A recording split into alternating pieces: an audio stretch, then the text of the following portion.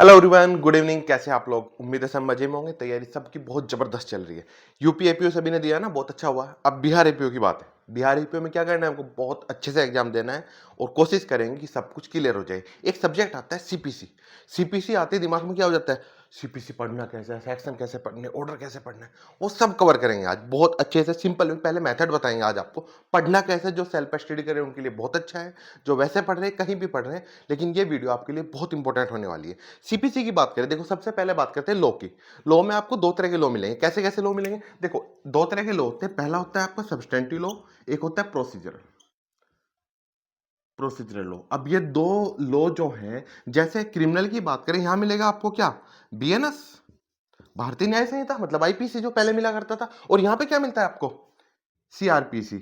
अब क्या है, बीएनएसएस।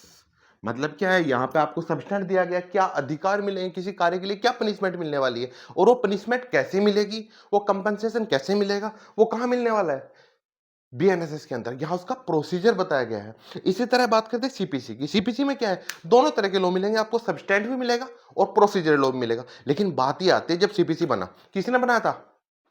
सीपीसी की ड्राफ्टिंग किसने की थी? चार्ल्स वुड ने। अब ठीक है, ड्राफ्टिंग हुई, सेकंड लॉ कमीशन की रिपोर्ट थी जिसके आधार पर सीपीसी ड्राफ्ट किया गया था। किसने ड्राफ्ट किया था? चार्ल्स वुड ने। चलिए ठीक है, सीपीसी बन गया। आपने बोला सब्सटेंटिव लॉ दे रहे हैं, हाँ जी सीपीसी में दे रहे हैं। प्रोसीजर लॉ के लिए अलग बुक निकालेंगे क्या, अलग बैरेक्ट कुछ? ठीक है, नहीं नहीं यार, इतना टाइम नहीं है, एक ही बुक में डाल देते हैं। तो इन्होंने क्या किया, सब्सटेंट के लिए डाले हैं सेक्शन। कितने डाले हैं? सेक्शन डाले 158 कि ये सब्सटेंटिव लॉ होगा किसका, सिविल मामलों के लिए। अब जब सिविल मामलों के सब्सटेंट आपने दे दिया 1 to 58 सेक्शंस में, तो प्रोसीजर कहां देंगे? तो इसने बोला कि एक काम करते हैं, इसी में डाल देते हैं। तो क्या डाला है? ऑर्डर। ऑर्डर्स कितने हैं? 51 ऑर्डर है। ये प्रोसीजर लॉ है और ये सब्सटेंटिव लॉ है। दो तरह के लॉ हो गए, प्रोसीजर लॉ, सब्सटेंटिव लॉ। क्या क्या सेक्शन क्या हो गए आपके? प्रोसीजर लॉ हो गए, सब्सटेंटिव लॉ हो गए, और ऑर्डर क्या होगा? प्रोसीजर लॉ हो गया। अब बात आती है, ठीक है पढ़ना क्या है भाई, दोनों चीजें पढ़नी पड़ेंगी। जैसे क्रिमिनल के लिए आपको बीएनएस के साथ बीएनएसएस पढ़ना पड़ता है, उसी तरह से सीपीसी के साथ सेक्शन के साथ साथ आपको क्या, ऑर्डर लेके चलने पड़ेंगे। दोनों चीजों में बैलेंस बनेगा, तभी सिविल लॉ के एडवोकेट बनोगे आप या फिर जज बनोगे। जो भी आपको एग्जाम देना है, दोनों में बैलेंसिंग करना पड़ेगा। उसी चीज को शुरुआत करते हैं, सीपीसी बहुत सिंपल वे में शुरू करते हैं। सबसे पहले सीपीसी जो एक्ट है कब का है? 1908 का है। बहुत शॉर्ट में कर रहे हैं ताकि इजीली आपको समझ आ जाए, आप छोटी सी वीडियो में बहुत सारा सब्सटेंस लेके जाए। अब ठीक है, बना कब था? ये मार्च में बना था 1908 में, और इन्फोर्स कब हुआ था? 1 जनवरी 1909 में। ठीक है, कोई दिक्कत भाई, सेकंड लॉ कमीशन की रिपोर्ट थी। हमने कहा ठीक है साहब, इसमें है क्या क्या? इसने बोला सेक्शन 158 हो गया। हमने कहा ठीक है, ये तो मैं पता है, पहले ऑलरेडी बता दिया गया। ऑर्डर कितने हैं? 51 है, और पार्ट कितने हैं? 11 है। सबसे बड़ा ऑर्डर कौन सा है? ऑर्डर 21। अब ठीक है, ये तो छोटी छोटी बातें सबको पता है। अब इसको पढ़ना किस तरह से वो देखते हैं। उससे पहले ये चीज देखो, दो चीजें हमने पढ़ी है, सेक्शन और ऑर्डर। इसमें अमेंडमेंट कर सकते हैं ना? हाँ जी अमेंडमेंट होता है। कैसे होता है? पार्लियामेंट अमेंडमेंट करता है सेंट्रल लेवल पे, या फिर स्टेट लेवल पे कौन करता है? State government, state legislative. तो वो देखते हैं यहाँ पर। सेक्शन में कौन अमेंडमेंट कर सकता है? पार्लियामेंट कर सकता है, स्टेट लेजिस्लेचर अमेंडमेंट कर सकता है, मतलब केंद्र सरकार और राज्य सरकार दोनों अमेंडमेंट कर सकते हैं सेक्शन में। क्यों? क्योंकि ये सब्सटेंटिव लॉ है और सेंटर लॉ है।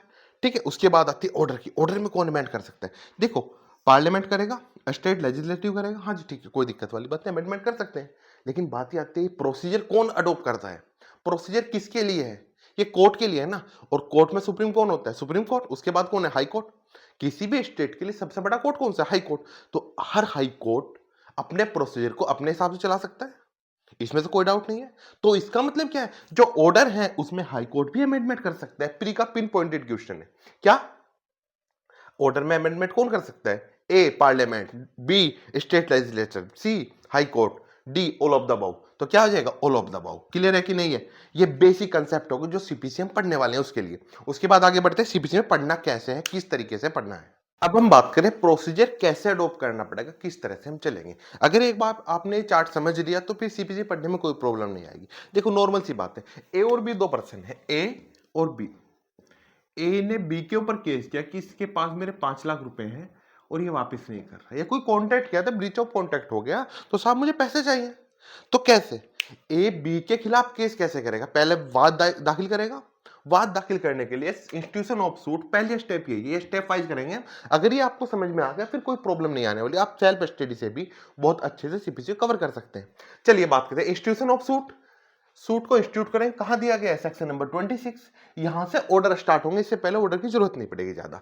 ये कहां, सेक्शन नंबर 4 ने बोला कि जो सूट आप इंस्टीट्यूट करोगे, जो वाद पत्र लाओगे, डब्ल्यूएस लाओगे, सॉरी प्लांट लाओगे, वो डुप्लीकेट कॉपी में होगा, प्लस एफिडेविट होगा, जो चीजें जो भी है वो सब कहां दिया गया है, सेक्शन नंबर 26 में। और इसके साथ क्या लगेगा, ऑर्डर नंबर 4। ऑर्डर 4। अब बात ये आती है कि जो वाद पत्र लेकर के आ रहे हो, प्लांट अपना ला रहे हो, वो कैसे बनाएंगे, तो प्लीडिंग। सेक्स ऑर्डर नंबर 6 क्या बात करता है, प्लीडिंग की।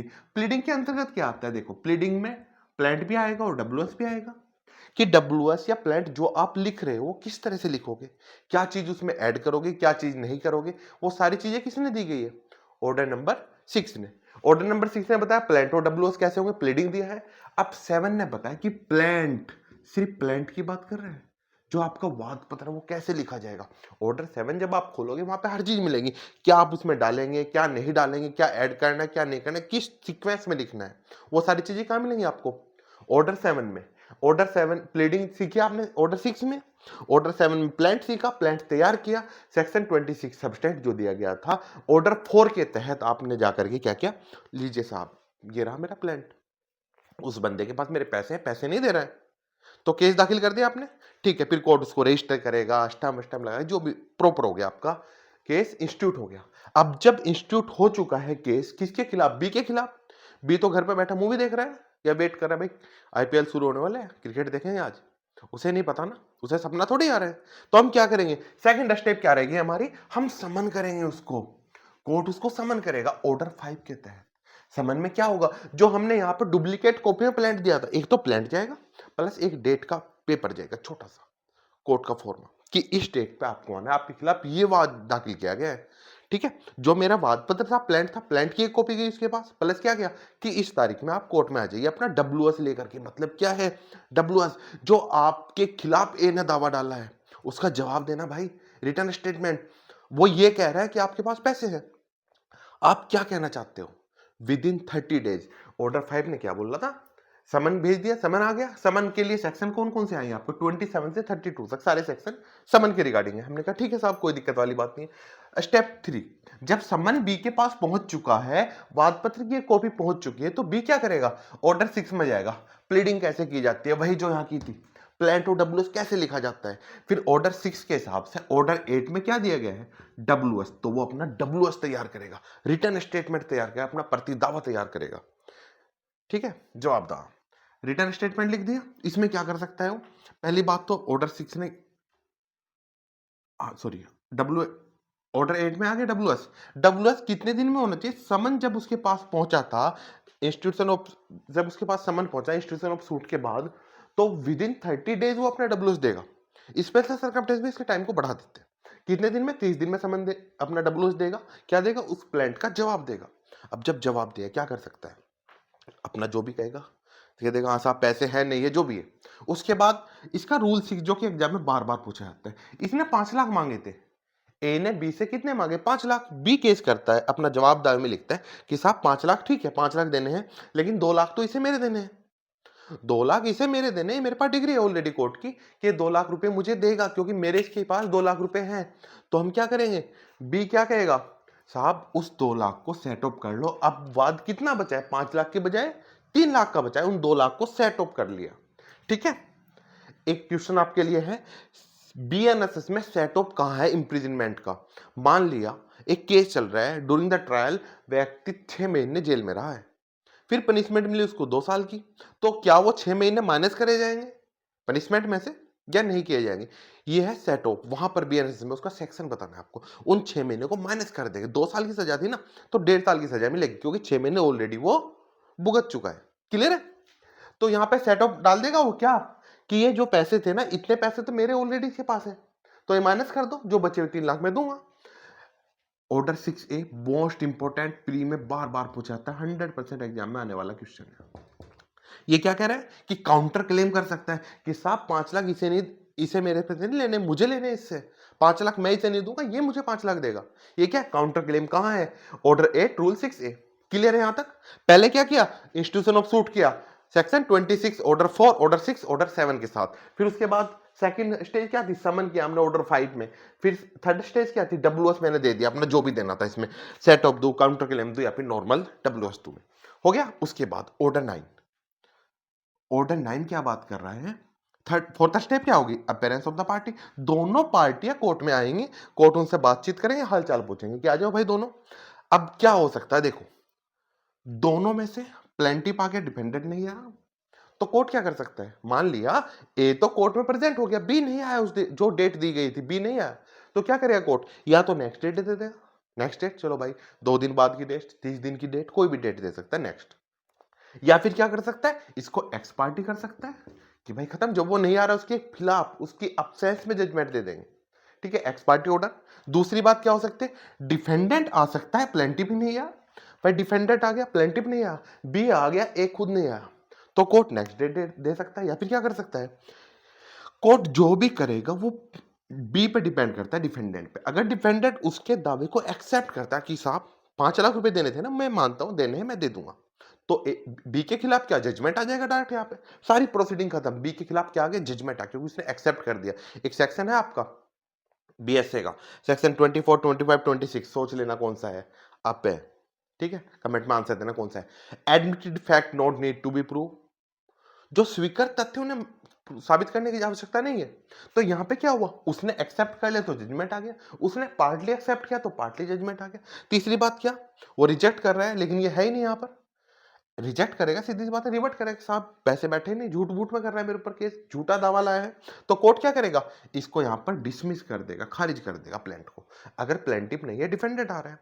तीसरी बात क्या, दोनों आएंगे, अगर दोनों आ गए तो क्या केस चलेगा, अगर दोनों ही नहीं आए तो कोर्ट नेक्स्ट डे दे सकता है, या फिर क्या कर सकता है, खारिज कर सकता है। इंपॉर्टेंट सेक्शन है मेंस के लिए, इसको पढ़ लेना। समझ आया, पहले सूट इंस्टीट्यूट किया गया, फिर समन किया, फिर डब्ल्यूएस आया, फिर दोनों पार्टी आई। अब आता है मोस्ट इंपॉर्टेंट, जो कि एग्जाम के लिए बहुत इंपॉर्टेंट, मेंस का क्वेश्चन बनता है डायरेक्ट ऑर्डर 10 से, examination of the party by the court.